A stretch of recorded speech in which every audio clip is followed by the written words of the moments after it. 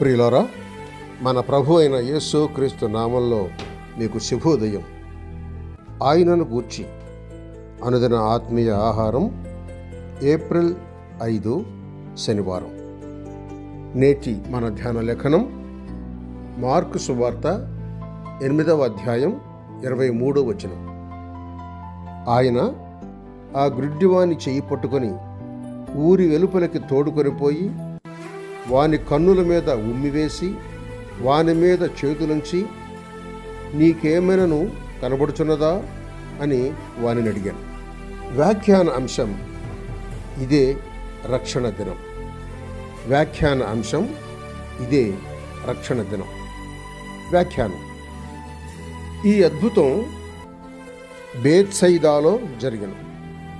దీనికి ముందే మత్తయి సువార్త 11వ అధ్యాయం 21వ వచనంలో రాసినట్లు ఈ బేత్సయిదా తీర్పుకు అప్పగింపబడి ఉంది. ఎన్నో ప్రసంగాలు, ఎన్నో అద్భుతాలు దానిలో జరిగినా ఆ ప్రజలు నమ్మకుండా పోయారు. కనుక వారి మట్టుకు కృపాకాలం మూసివేయబడింది. అందుకే క్రీస్తు ఈ గ్రుడ్డివానిని చెయ్యి పట్టి ఆ ఊరి వెలుపలికి అతన్ని తోడుకొని వెళ్ళి బాగు చేశాడు. మొత్తానికి బేత్సయిదా దుర్గతి విడువబడింది. అయితే బేత్సయిదా వాడొకడొచ్చి కనికరమును వెదికితే దొరుకుతుంది. అలాగే ఈ లోకమనే బేత్సయిదా వాయిదా కింద ఉన్నది. విశ్వసించి నమ్మి రక్షణ నొందుటకు ఇప్పుడు ద్వారం తెరిచి ఉంది. స్తోత్రం. లోకం యావత్తు రాదు గాని ఇష్టపడిన వారే వచ్చి క్రీస్తును వెతుకగలరు.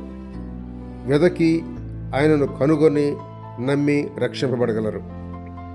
అయితే కృపాకాలము యొక్క వాయిదా తీరిపోయి లూకా సువార్త 13వ అధ్యాయం 25వ వచనం ప్రకారం తెరచిన తలుపు మూసివేయబడితే క్రీస్తు కనికరము దొరకదు సుమి. నేడే ఆయన స్వరమును ఆలకించి రక్షింపబడండి. రేపటి దినం ఏమి సంభవించునో మీకు తెలియదు. సామెతల గ్రంథం 27వ అధ్యాయం 1వ వచనం చూడండి. నేను రక్షింపబడి నేటికి 55 ఏండ్లు అయ్యాను. దేవునికి స్తోత్రం. మీరు రక్షింపబడితిరా లేదా? ఇదిగో ఇప్పుడే మిక్కిలి అనుకూలమైన సమయం. ఇదిగో ఇదే రక్షణ దినం. కొరింథీయులకు వ్రాసిన 2వ పత్రిక 6వ అధ్యాయం 2వ వచనం. సహోదరుడు సైలస్ ఫాక్స్. శుభములతో వందనాలు.